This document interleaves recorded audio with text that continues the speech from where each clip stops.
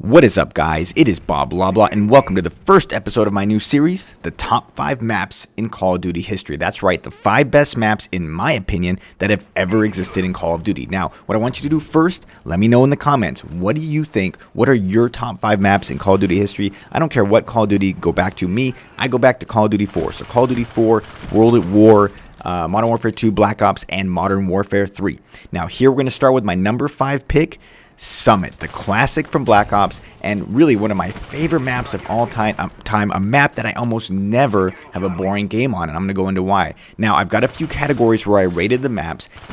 It felt like by creating some categories, I could be a little more objective and come up with some really good ratings. So the first thing I looked at was the looks, the visuals of the map. How were the graphics? How were the looks? And overall, Summit doesn't fare that well. I gave it a 3 out of 5, which is actually a pretty low rating. Now, it's just kind of drab. I traditionally don't like snow maps. For whatever reason, a lot of the snow maps in history were not that good, though this map certainly broke that rule. But at the end of the day, it's not the most beautiful map. It's kind of drab. Well, nice fail, Bob. Good job. It's kind of drab. It's not the most beautiful map in the world. I think we can agree on that. And it's just missing something. However, as you'll see later on, visuals aren't everything. They're important, but you don't necessarily need flashy, awesome graphics to make a great map. The next category is map balance. Now, one thing to know, I am primarily a domination player, and these rankings are going to be based around that. If you're a search player, you might have very different rankings, or demolition. But I will say this, in TDM and domination, this map is not only great, but it's extremely balanced. So what I mean by that is, you can be an A flag or C flag and win this game. There are many maps out there, in fact some really good maps, for instance Bog from Call of Duty 4, that are great maps, but they're extremely imbalanced, meaning if you start off with the wrong spawn and you're not on the much better team, you're going to lose, and you're probably going to lose bad. Summit has great balance. You can win from either spawn. You know, some people prefer A spawn or B or C spawn, but at the end of the day, they're very, very close.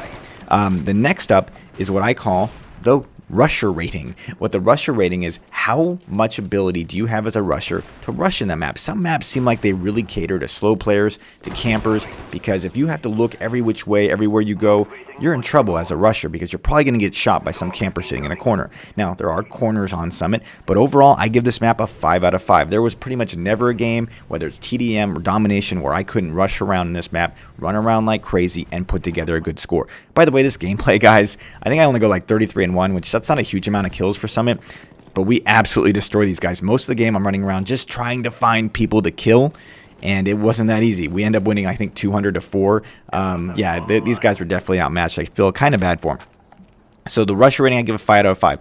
Next category is map usage, and this is kind of a weird one, but one of the things that a lot of maps that people don't like have in common is there's a bunch of areas of the map that in most game modes are useless. And to give you an example would be maps like Silo or the new map Foundation. There's just big parts of the map that really, they just cater to campers. They're not anywhere near a point that someone can use. Now, yes, if you're playing headquarters with a rotating objective, those points might be used, but in most of the game types, they're pretty much just havens for campers. This map, 5 out of 5. For the most part, you use every single area of the map. Every area is either a flank route or a main area of the map, and that's amazing, guys, because it keeps the action going. It gives people way less places to hide.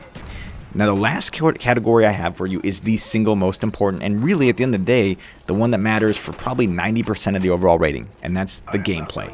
The gameplay on Summit is flat out a 5 out of 5, and you could get rid of all the rest of them. As long as it's a 5 out of 5 for gameplay, you're looking at a pretty damn good map. This map, for whatever reason, you can play it 10 times, and 9 of those games are going to be good, unless the other team just all backs out, which this team we're playing probably should have. Guys, Summit is just one of those maps, when it comes up, my mouth starts drooling. It's going to be a great game. If I'm playing great players, yeah, it might be competitive and tough, but it's going to be action-packed. It's going to be non-stop. If I'm playing bad players, it's still going to be action-packed. It's small enough that you can run back and forth all the way across the map if you need to find enemies to kill. It's not so big people can hide. And at the end of the day, guys, the gameplay on Summit is just amazing. I would love to see this map on every Call of Duty, constantly recreated. That's how much I love it. So let me know in the comments, guys, what do you think about Summit? What would you rate it on a scale of 1 to 5? Once again, I give it a 5 out of 5. Really, the top 5 maps I have that are going to be coming up in this series are all 5 out of 5s for me, or else they honestly wouldn't have made this list. So guys, that is it for this video. If you enjoyed it, please hit that like button. One last thing, guys, if you want to guess what map is coming up next, I'll give you a hint. It's my favorite map from Modern Warfare 2 But you got to think of those categories I had. It's got to be balanced. There's some really good maps in that game that aren't balanced. You got to think about that. It's my favorite map from Modern Warfare 2. So think about my play style and how I enjoy to play, and you can probably give a good guess as to what that map will be. So that's it for the video, guys. Once again, if you enjoyed it, I appreciate those likes and favorites. They mean a ton to me, and I hope you all enjoyed it. Talk to you guys later. Take it easy.